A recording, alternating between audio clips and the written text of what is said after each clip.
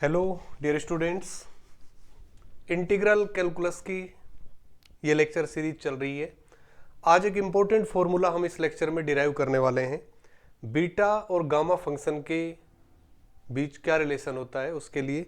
So we will derive this formula B M N equal to gamma M into gamma N upon gamma m plus n.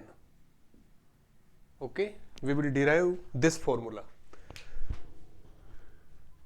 Beta function और gamma functions के अंदर क्या relation है, ये काफी important formula है और इसका डेरिवेशन हम करेंगे। ठीक है, इन जनरल क्वेश्चंस करने के लिए आप डायरेक्ट इस फॉर्मूले को काम में लेते हैं, लेकिन अगर मैथमेटिकल थ्योरी हमें डेवलप करनी है तो उसके लिए जरूरी है कि हम जो भी रिजल्ट्स हमारे पास है उनके अंदर तक जाएं और देखें कि वो फॉर्मूला किस तरह से आ रहा है। तो इसको हम एक सिस्टमेटिक वे में प्रूव करेंगे कि beta M N equal to किसके होगा, gamma M into gamma N upon gamma M plus N. Okay, so let's start. Since gamma N equal to gamma N का फॉर्मूला आपको पता है, integration from 0 to infinite x raised to the power n minus 1 e raised to the power minus x dx। ठीक है, ये gamma n function का क्या करते हैं, हम फॉर्मूला लिखते हैं इस तरह से। इसके अंदर मैं रख रहा हूं क्या, इसके अंदर सब्स्टिट्यूट में कर रहा हूं, सब्स्टिट्यूट x को रिप्लेस कर रहा हूं मैं जेड एक्स से। ठीक है, जहां जेड को अभी मैं फिक्स ले रहा हूं, ठीक है, जेड को एजे क्या ले रहा हूं, फिक्स नंबर। एक्स को मैं जेड एक्स से रिप्लेस कर रहा हूं, तो इससे क्या होगा, देखो मेरा dx किससे रिप्लेस होगा, जेड इंटू डी एक्स से। dx किससे रिप्लेस हो जाएगा, जेड इंटू डी एक्स से। व्हाट वी गेट, साथ ही लिमिट अभी भी मैं x के रेस्पेक्ट में ही चला रहा हूं इसको। ठीक है, तो क्या आ जाएगा मेरे पास, equal to integration 0 to infinite x की जगह मैं इसको रख रहा हूं, तो z into X raise to the power n minus 1 into E raise to the power minus z into X and D X is replaced by z into D X. ठीक है, नो प्रॉब्लम। इसको मैं क्या लिख सकता हूं, which is equal to integration 0 to infinite z raise to the power n minus 1 into x raise to the power n minus 1 E raise to the power minus Z X और into Z D X, ये आ गया। Integration में x के respect में कर रहा हूं, तो z की जो इंडिविजुअल टर्म है which is not independent on x, उसको मैं इंटीग्रेशन से बाहर लिख सकता हूं।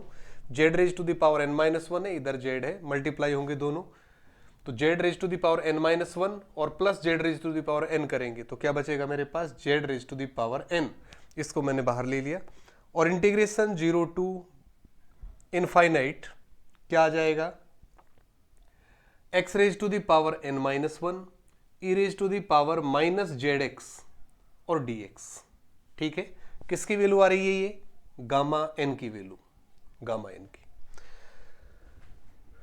ठीक है, गामा n की वैल्यू मेरे पास इस फॉर्म में आ गई। मुझे प्रूव क्या करना है, gamma n into gamma m। ठीक है, तो गामा m इसमें मुझे मल्टीप्लाई करना है और गामा m की अगर मैं डेफिनेशन लिखना चाहूं तो गामा m क्या होगा, देखो गामा m इस तरह से आप डिफाइन करते हो, equal to integration 0 to infinite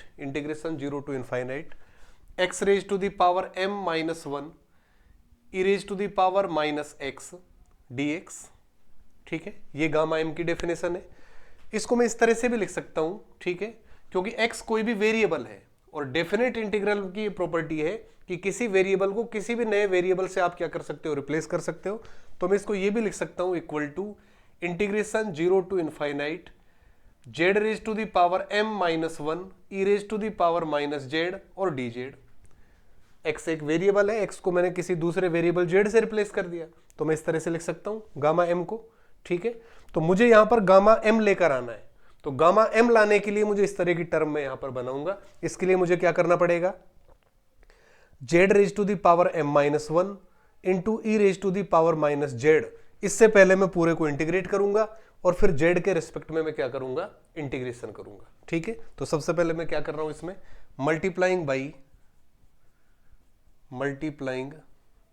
by किससे मल्टीप्लाई करूंगा, Z raise to the power m minus 1 into E raise to the power minus Z. ठीक है, तो इस टर्म से मैं पूरे को मल्टीप्लाई कर रहा हूं। ठीक है, इस रिजल्ट को क्या आएगा मेरे पास,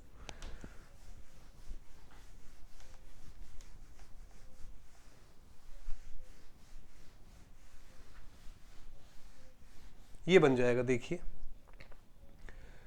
इंप्लाइज गामा एन इंटू किसके आ गया, Z raise to the power m minus 1 E raise to the power minus Z equal to इस तरफ क्या आ जाएगा, Z raise to the power m minus 1 into E raise to the power minus Z, ये मैंने multiply कर दिया, into किसके है, Z raise to the power n already है यहां पर, integration from zero to infinite x raise to the power n minus 1 E raise to the power minus Z X और dx। ठीक है, ये बन गया। इसका मैं इंटीग्रेशन कर रहा हूं विद रेस्पेक्ट टू जेड। ठीक है, या इसको मैं थोड़ा सिंप्लीफाई कर देता हूं पहले, इक्वल टू किसके आ जाएगा, इस तरह से लिख दिया मैंने इसको, Z integration from zero to infinite X raise to the power n minus 1 X raise to the power n minus 1। ठीक है, और जेड की पावर क्या हो जाएंगी, देखो, Z raise to the power, Z की पावर m माइनस 1 इधर है, n यहां पर है, दोनों पावर्स ऐड होंगी क्योंकि मल्टीप्लाई हो रहे हैं दोनों टर्म, तो ऐड करेंगे तो m प्लस n माइनस 1, ये बन गया। E raise to the power minus Z को अंदर लेंगे और e raise to the power minus Z X already है, तो इसकी पावर्स ऐड होंगी, तो माइनस जेड और माइनस जेड एक्स, तो क्या आ जाएगा मेरे पास, e raise to the power minus Z into 1 plus X, इस तरह लिख सकते हो, माइनस जेड तो बाहर आ गया और क्या आ जाएगा 1 प्लस एक्स, इस फॉर्म में आ गया, और dx। ठीक है, ये बन गया मेरे पास। ये इधर क्या चल रहा है, gamma n into Z raise to the power m minus 1 और e raise to the power minus Z, ये मेरे पास आ गया। इसका मैं क्या कह रहा हूं, क्या करूंगा, जीरो टू इनफाइनाइट जेड के रेस्पेक्ट में इंटीग्रेशन कर दूंगा, क्योंकि जीरो टू इनफाइनाइट अगर जेड के रेस्पेक्ट में इंटीग्रेशन करूंगा तो ये जो टर्म बनेगी, इस तरह का बनाऊंगा यहां पर मैं, तो ये टर्म आपकी क्या बन जाएगी, गामा m बन जाएगी, और फिर दूसरी तरफ जो टर्म है उसको मैं सिंप्लीफाई करूंगा।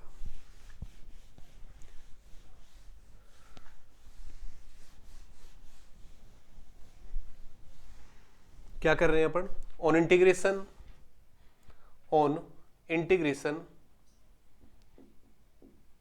फ्रॉम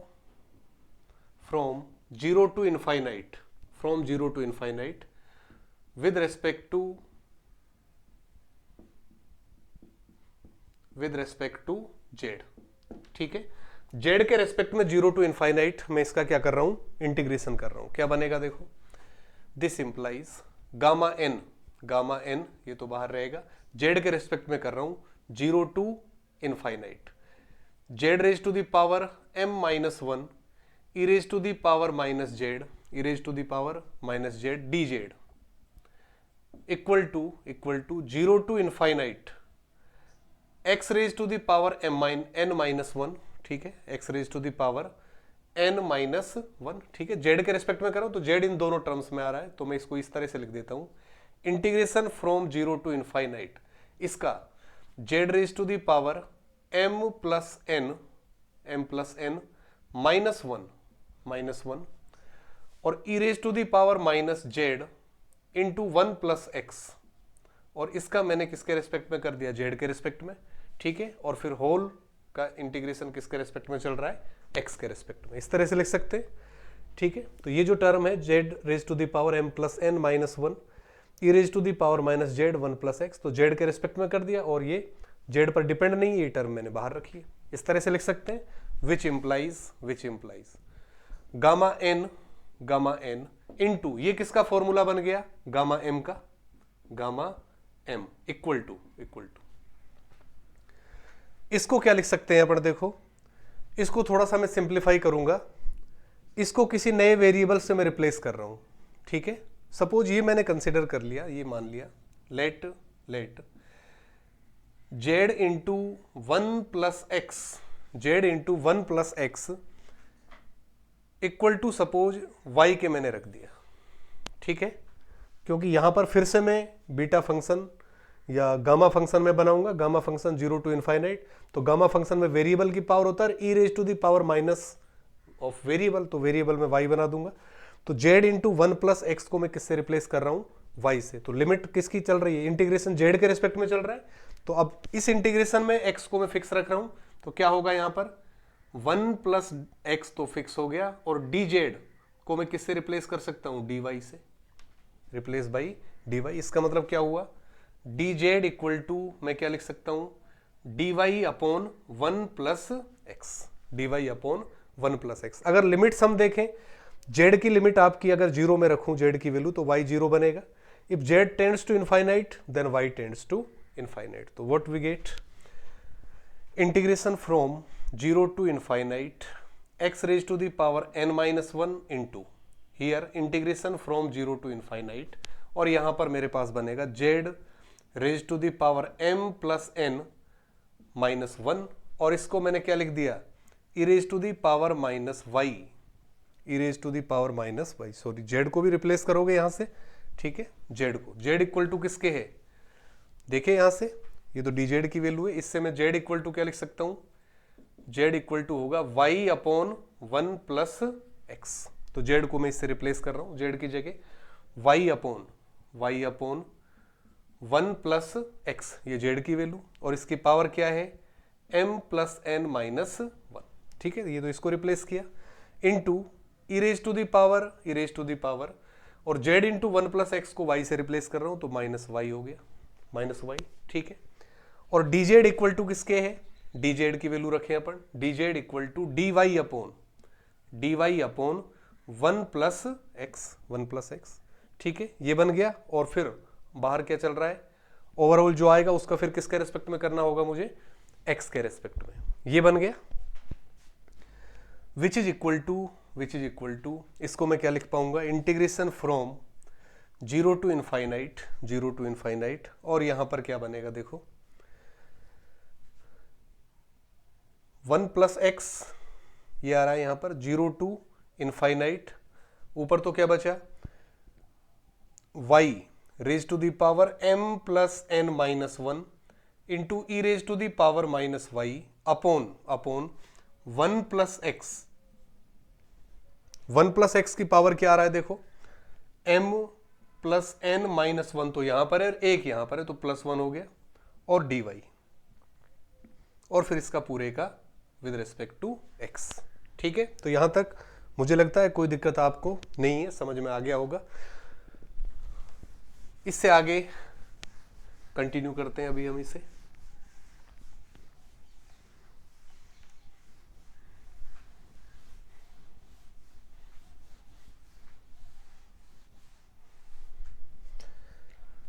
दिस इंप्लाइज तो ये गामा m इंटू, तो मल्टीप्लीकेशन है, तो मैंने लिख दिया gamma m into gamma n equal to क्या आ रहा है देखो, ये जो इंटीग्रेशन है अंदर, ये x के y के रेस्पेक्ट में है, साथ ही यहां पर एक टर्म मेरी छूट गई है, x raise to the power क्या चल रहा है बाहर, n माइनस 1। तो x वाली जो टर्म है उसको मैं बाहर ले रहा हूं, तो किस तरह से लिख पाएंगे, तो ये तो माइनस 1 और प्लस 1, ये टर्म 1 तो कैंसिल हो गया, क्या आ जाएगा, integration from 0 to infinite, x की टर्म में बाहर ले लूंगा, तो x raise to the power n minus 1 upon 1 plus X, और raise to the power m plus n,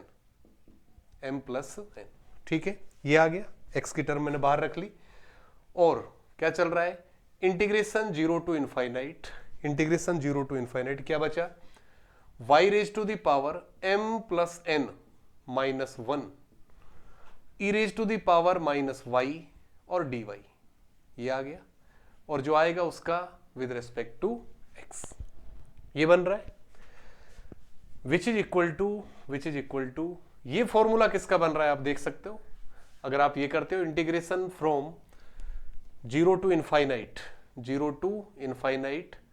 x raise to the power n minus one e raise to the power minus x d x, तब ये किसका formula बनता है, gamma n का, gamma n का। तो यहां पर देखिए वेरिएबल पावर क्या है, m plus n minus one e raise to the power minus y d y, तो ये किसका फॉर्मूला बन रहा है, गामा m प्लस n का।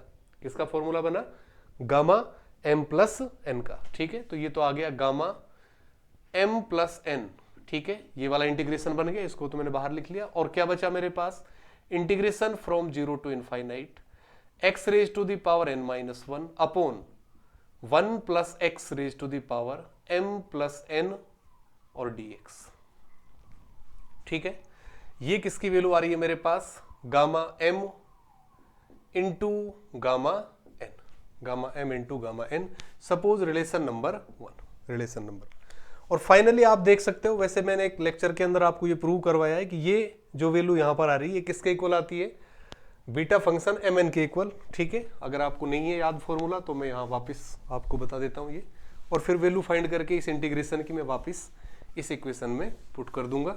तो यहां से मेरा फाइनल रिजल्ट आएगा, ये फॉर्मूला है since beta mn equal to, beta mn equal to किसके formula, integration from zero to one X raise to the power m minus one, 1 minus X raise to the power n minus one और dx। ये beta function की definition बताई थी। अगर मैं ये assume कर लूं, सपोज x इक्वल टू मैंने क्या ले लिया, x इक्वल टू रख रहा हूं मैं y upon 1 plus y. x को किससे रिप्लेस कर रहा हूं, y अपॉन 1 प्लस वाई से। ठीक है, तो dx क्या हो जाएगा मेरा, dx equal to 1 plus y का होल स्क्वायर, 1 प्लस वाई को एज इट इज लिखा, y का किया तो 1, फिर माइनस y को एज इट इज लिखा और 1 प्लस वाई का करेंगे तो 1 और dy, यानी इसकी वैल्यू मेरे पास क्या आ जाएगी, y से y cancel, dy upon 1 plus y square, dy upon 1 plus y square. ठीक है, ये वैल्यू किसकी आ रही है मेरे पास, dx की वैल्यू। और साथ ही अगर लिमिट्स में देखूं, लिमिट x, अगर x, ये तो x के रेस्पेक्ट में, अगर x इक्वल टू में 0 रखूंगा तो y इक्वल टू 0 आ रहा है, और x की वैल्यू 1 y के किस वैल्यू के लिए आएगी आपकी, x इक्वल टू 1 कब आएगा, when y tends to infinite. आप देख सकते हो y अपॉन 1 प्लस वाई, अगर मैं इसमें limit y tends to infinite apply करूं तो क्या आ रहा है अपने पास, 1 अपॉन 1 प्लस 1 अपॉन वाई पर लिमिट लगेगी विच इज इक्वल टू 1। इसका मतलब x इक्वल टू 1 के करस्पॉन्डिंग जो आपके y की वैल्यू आएगी वो क्या होगी, इनफाइनाइट। तो क्या बनेगा यहां पर, integration from zero to infinite, x को किससे रिप्लेस कर रहे हैं, y अपॉन 1 प्लस वाई से, और ये पावर क्या हो गई, m minus one into 1 minus x. तो x की वैल्यू फिर से मैं रख रहा हूं, x इक्वल टू किसके है, y अपॉन 1 प्लस वाई और whole power n minus one into dx equal to क्या है, dy upon 1 plus y whole square. ये बन गया। ठीक है, इसको मैं ये लिख सकता हूं which is equal to integration from zero to infinite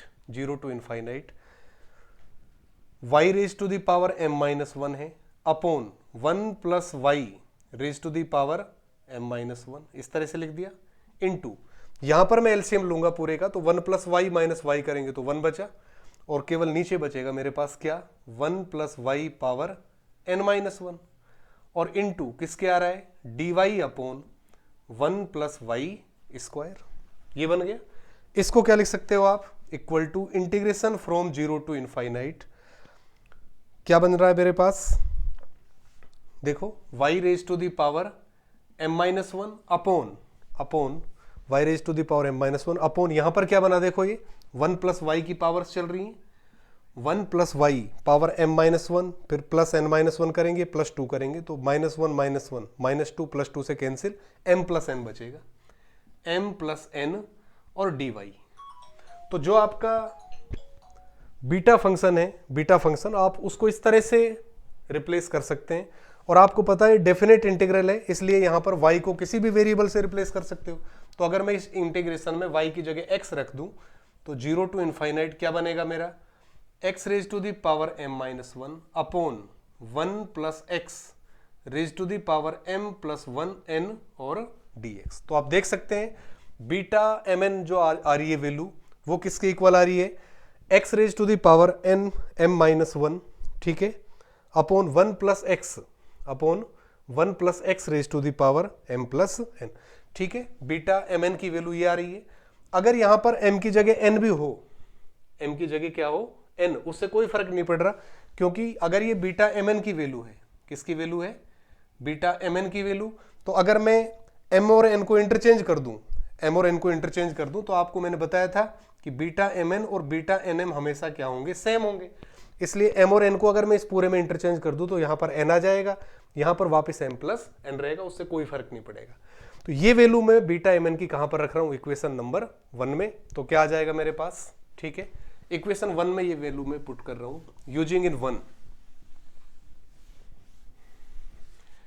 using, ठीक है। तो इक्वेशन नंबर 2 आ गया मेरे पास, यूजिंग 2 इन 1, 2 को मैं 1 में रख रहा हूं, तो क्या बन गया, gamma m into gamma n equal to gamma m plus n, और ये किसकी वैल्यू आ गई मेरे पास, बीटा mn की। तो यहां से मेरे पास फाइनली ये आ गया bmn equal to gamma m into gamma n upon gamma m plus n, ठीक है। तो ये एक इंपॉर्टेंट रिलेशन मैंने आज इस लेक्चर के अंदर डिराइव किया है, बीटा और गामा फंक्शंस में क्या रिलेशन होता है, ठीक है। इसी तरह के इंपॉर्टेंट रिजल्ट्स अपन यहाँ पर करते रहेंगे, ठीक है। तो अगर आप बीएससी के स्टूडेंट्स हैं, यूजी के स्टूडेंट्स हैं या इंजीनियरिंग के स्टूडेंट्स हैं, ठीक है, तो उनके लिए ये लेक्चर सीरीज काफ़ी इंपॉर्टेंट है, क्योंकि इसमें बेसिक से लेकर इनको किस तरह से क्वेश्चंस में हम अप्लाई करेंगे वो सारी चीज़ें हम इस लेक्चर सीरीज के अंदर करने वाले हैं। तो अगर हमारे वीडियोस आपको पसंद आ रहे हैं तो इस चैनल को सब्सक्राइब कर लें, ताकि आपको टाइमली वीडियोस मिलते रहें। किसी भी तरह की अगर आपकी कोई क्वेरी है, आप डिस्कस हम कर सकते हैं हमारे साथ, कमेंट बॉक्स में आप अपना कमेंट शेयर कर सकते हैं और वहाँ पर अपनी प्रॉब्लम्स पूछ सकते हैं। Thanks for watching.